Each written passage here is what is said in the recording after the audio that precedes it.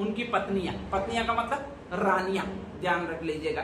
रानियां आसानी से तैयार हो जाएंगी, ठीक है। कोई भी मरने के लिए आसानी से तैयार नहीं होता है, ध्यान रख लीजिएगा। तो ऐसी कंडीशन में रानियों ने मना बोल दिया कि हमको राजा जी मना बोल के गए, ठीक है, कि हम तुम में से कोई भी सती नहीं होगी। मैंने एक प्रथा बंद कर दी है। कौन सी प्रथा बंद कर दी है?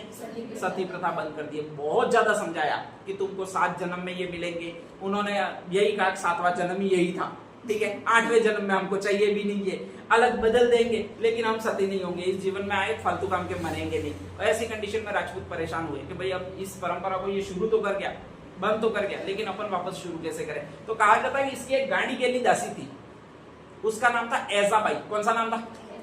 ऐजाबाई। पासवान थी, दासी थी का मतलब पासवान थी, पत्नी नहीं थी, ठीक है। अक्सर सती होती थी वो पत्नियां होती थी, कभी भी पासवान सती नहीं होती थी। लेकिन पहली बार राजपूत समाज था वो उस ऐजाबाई के पास गया। किसके पास गया?